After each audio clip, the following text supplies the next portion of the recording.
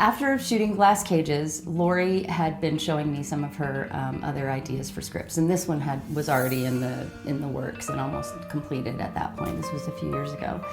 So she emailed it to me and just to get my kind of ideas on it. And the first read, I really liked it. I loved all the moving parts, all the different characters, and all of these little side stories and how they all converged at the end. That was really exciting. I love the script. Lori did a fantastic job. It's really, it draws you in, it keeps the suspense going throughout the project. It touches on a lot of controversial things and some things that aren't as talked about. And I loved how Lori wrote the script and where the dialogue went and where everything went and how there were like subtle undertones of messages, and she wasn't afraid to put that out there. And I really felt like I wanted to be a part of making those messages come to light and shedding some light on things, you know, that are controversial in today's society. Lori asked for my advice on some guys that she could have audition for this role, the lead role in Permitted.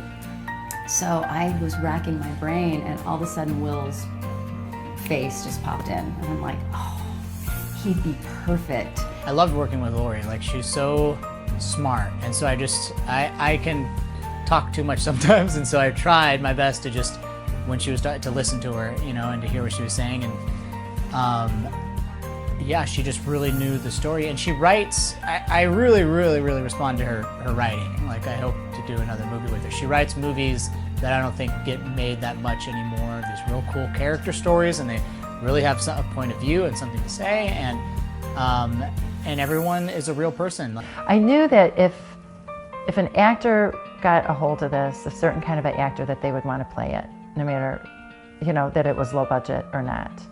And Will was the one. Just the way that he acts and gets into character really draws you in, and it's just, he has like this gravitational pull that can affect the way that you act around him.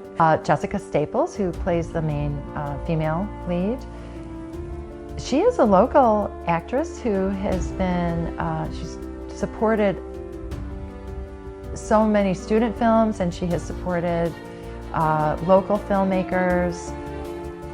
She has obviously has just the sweetness, but also the drive and the talent and the work ethic that everybody needs to have on set. It was a lot of fun, just kind of getting to know, especially them, you know, getting to know the personalities, and then just seeing them go from like 0 to 100, you know, just like in a switch like that, and just always being on point with all their marks and everything. One of the challenges was working kind of with a smaller crew, but I think in the end it actually ended up being an advantage because I had to get really creative with some of the shots where, you know, we're shooting broad daylight, and then the director's like, okay, let's make this look like nighttime, you know, or let's make this look like daytime and it's nighttime. So it's like, I think that we had a lot of challenges in those cases where I was really pushing the technical side on it. Norb, my husband, another producer, was just saying, I did not think, Lori, that you were going to get any of your locations. He said, I cannot believe you got all of these places. And I was so worried about that. It takes place in a school, and we have, you know, the school gymnasium, and we have a graduation, and all of these difficult things that when you're just a writer are no big deal, you know, but when you become a filmmaker, it's a huge hurdle. And it, you know, the community pitched in, and everything went so smoothly with that. I'm thrilled. Whenever a movie would prompt conversations at the end of them, that's, I think, a good film, or like the ones that stay with me more. It doesn't matter where you are. It's an attitude of collaboration and helpfulness and working really hard.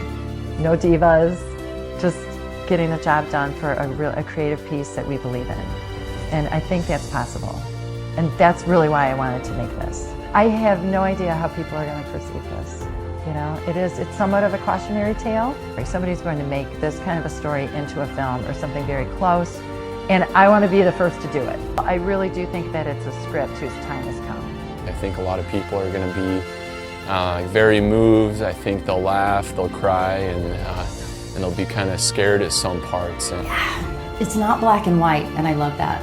And it's another thing the film is all about is perspective, looking at things and realizing maybe things aren't always what they seem. And I'm hoping that that's what the audience takes away from it, is that, you know, things aren't always what they seem.